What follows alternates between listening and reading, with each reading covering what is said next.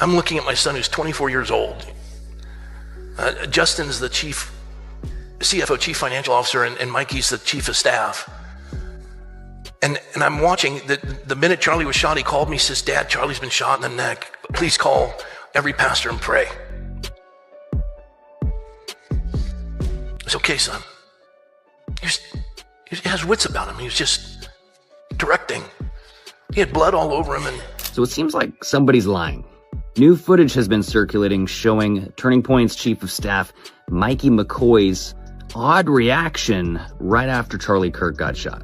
Right after Charlie Kirk got shot, Mikey McCoy can be seen plugging his ears and instantly turning around and walking away slowly. People are noticing that he's on a cell phone talking to somebody. And this is kind of odd because everybody else around there is running and ducking for cover. And so it begs the question, who was Mikey talking to on the cell phone?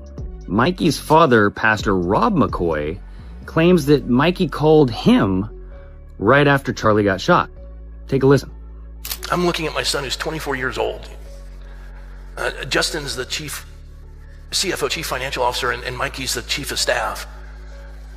And I'm watching, the minute Charlie was shot, he called me, says, "Dad, Charlie's been shot in the neck. Please call every pastor and pray." It's okay, son. He has wits about him. He was just directing. He had blood all over him. And Pastor Rob McCoy also claims that Mikey is covered in blood. But that's odd because Mikey quickly turned and walked away without even looking underneath the tent to see if Charlie was okay. According to James Lee's investigation, Mikey McCoy called Erika Kirk, and this is per the New York Times. Check this out. Who was he calling? Well, I did some digging, and according to the New York Times, it was one Erika Kirk. Quote, Miss Kirk was sitting in her mother's hospital room at 11:23 a.m. local time in Phoenix when she saw the number of her husband's longtime assistant, Michael McCoy, appear on her phone. In retrospect, she said she knew the words, "He's been shot," before Mr. McCoy screamed them. According to official records, Charlie Kirk was shot at 12:23 p.m. Mountain Time, which is 11:23 in Phoenix. So if the New York Times is being 100% accurate, the only person that Mikey could have been on the phone with is Erika. So who was Mikey McCoy really talking to? And why did he just walk away so calmly right after his friend got shot?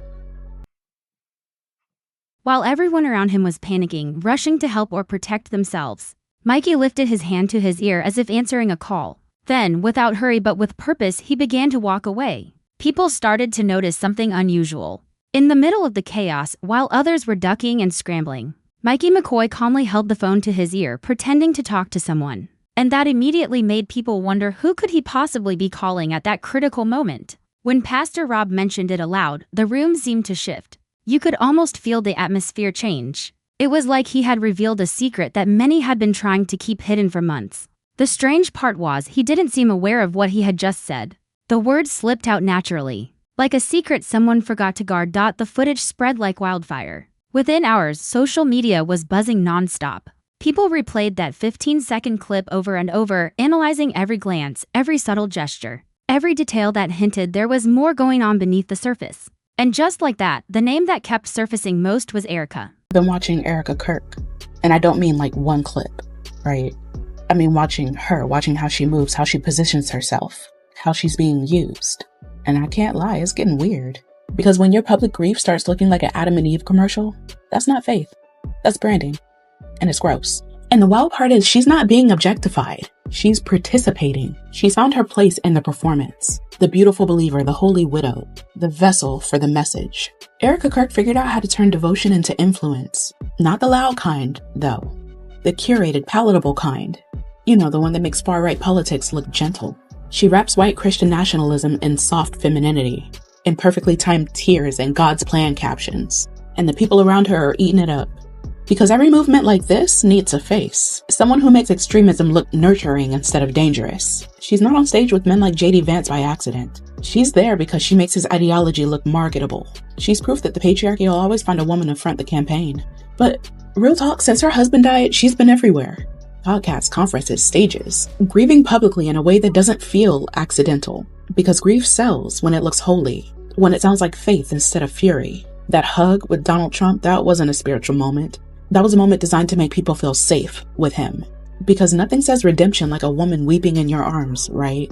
And whether she realizes it or not, she's become the emotional shield of a movement. She absorbs the criticism, softens the image, right? She sanctifies the message. So here's the thing. Erika Kirk is not naive. She is strategic. But when your brand becomes a faith-based fairy tale, you start serving a system that'll never serve you back. Because to them, she's only as valuable as her pain. The second she stops crying on cue, the second she stops being useful, they'll find another soft-spoken believer to stand in that same light and call it revival. That's how these movements work. They sanctify women's suffering as proof of men's virtue. So yeah, I've been watching Erika Kirk, and the more I see, the clearer it gets. This isn't about faith, this is about optics. She's not spreading Christianity, she's selling comfort. All for a movement built on control. And one day, because it will come, the day when she stops fitting that narrative, the same hands holding her up are going to drop her. Because in that world, women like Erika aren't partners, they're props. And props are always replaceable. Mikey, as chief of staff, suddenly found himself tagged in countless online threads he had no desire to read. Rumors snowballed into wild speculation. Whispers turned into theories. Theories turned into outright accusations. And before long, people were connecting pieces that perhaps should have stayed separate. But the real story didn't begin with a slip of the tongue. It started long before that moment. Even before anyone noticed, there had been a deliberate effort to control how every part of the story unfolded. After Charlie died, if you trace the timeline carefully, the first cracks didn't come from Pastor Rob's comments. They came from the inner circle at TPUSA, acting as if they knew things the public was never meant to see. Once you recognize those early signs, everything that followed suddenly starts to make sense. Then came that strange, unforgettable moment. The one that had everyone asking each other questions no one could answer. Charlie have forgiven his killer? He's in heaven. And he sees everything, full picture. And I truly believe that if the Lord, which this does not happen, but if the Lord gave him an option to return back to earth, and if the Lord said, this is what your death is going to be the catalyst for, do you want to go back and exchange it? He'd say no. Wow, he'd say no. Hey, so, this was weird, yeah?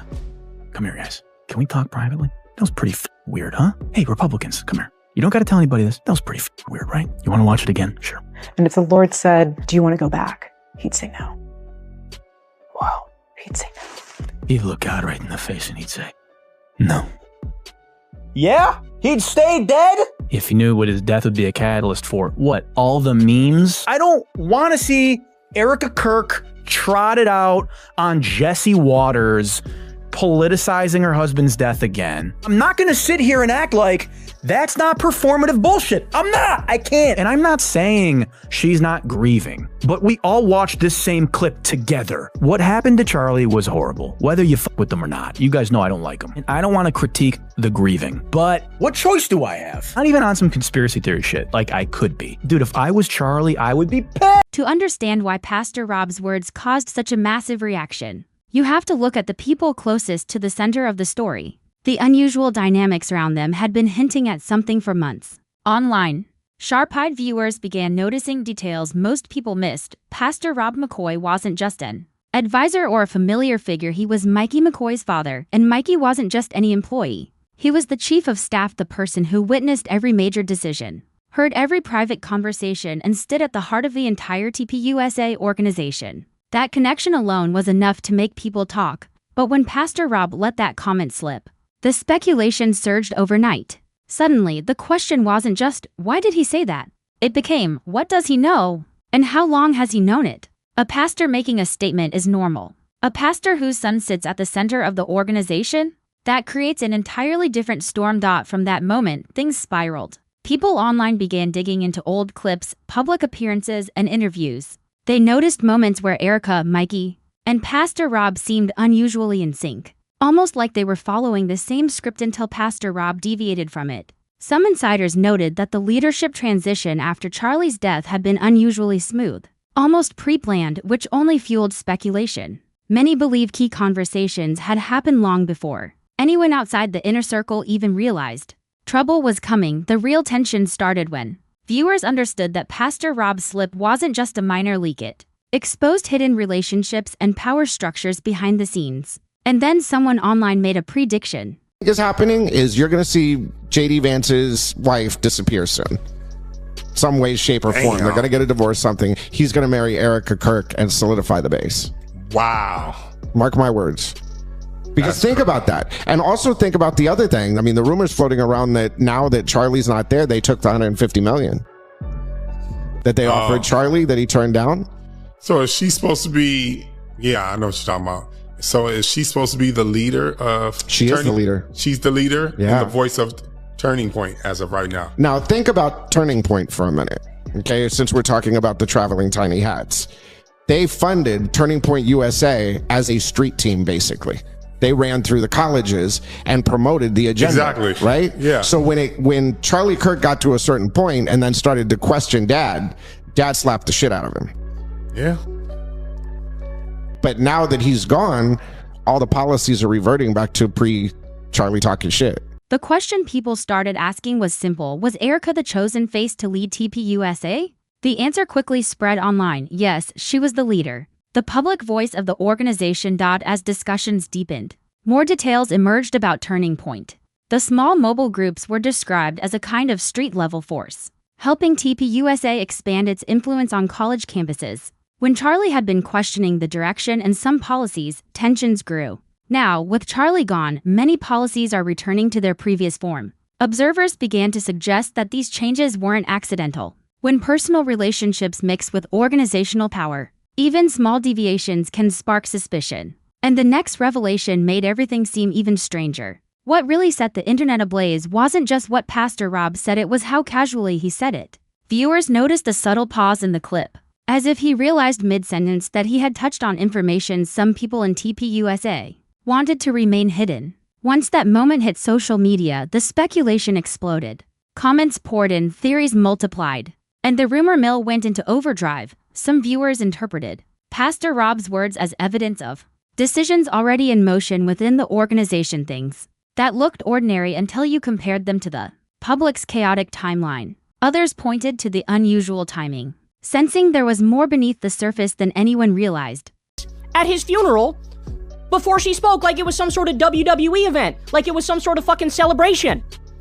Why did she immediately come out and say, I'm gonna take over Charlie's position at TPUSA? Don't you think that the overwhelming majority of people, especially if you're torn up psychologically and mentally, wouldn't you say, you know what, I'm gonna step back from the spotlight. I'm gonna have some time to mourn. I'm gonna have some time to reflect. I'm gonna have some time to rethink my life. I'm gonna have some time to get my shit together since I just lost my fucking better half. No, she immediately jumped in and said, I'm gonna take Charlie's position at TPUSA. Why are there videos that are all over social media, and they are, you can't deny it, of her crying, but it's 100% proven there are no tears. She's got the tissue, she's doing the thing, but then you zoom in, there's no tears. Why is that happening? You could yell at me for acknowledging reality, but I'm fucking acknowledging reality, and everybody knows it. Everybody knows it. Why is she hopping in front of every camera? Why is it that she's putting herself front and center, but then getting mad when people... As expected, people reacted. A father revealing details about his son's role in TPUSA right at a time when many were questioning how smooth the leadership transition had been after Charlie's death was. Enough to raise serious questions. Nothing was proven. Nothing was confirmed. It was just the internet doing what it always does. The biggest surge of speculation came from viewers noticing Erika Kirk's expression in a clip that wasn't even related but had been filmed the same week. At first, the clip seemed normal. But when people started watching it more closely, every small movement, every glance, every subtle gesture was analyzed for hidden meaning. Online discussion threads dissected Erika's expressions, Mikey's posture, even Pastor Rob's tone of voice, all trying to figure out if something bigger was going on behind the scenes. And just when it seemed like the online frenzy might calm down, a new discovery made the timeline even more confusing. If Pastor Rob's casual comment had been the spark, these clips were the gasoline. The story began with a short viral clip on X, the moment Mikey McCoy picked up the phone, immediately after Charlie's incident. Some viewers claimed it looked as though he was already on a call before chaos erupted. Nothing was confirmed. There was no clear evidence, only the online community slowing the clip down to a quarter speed, convinced that each frame held a clue. Then another angle surfaced, a selfie video taken by someone nearby. At first, it seemed harmless. But as rumors spread, people began to see it differently. Erika's expression looked too calm. The timing of reactions seemed too precise. The movements appeared almost pre-planned. And that's when the online speculation really began to snowball.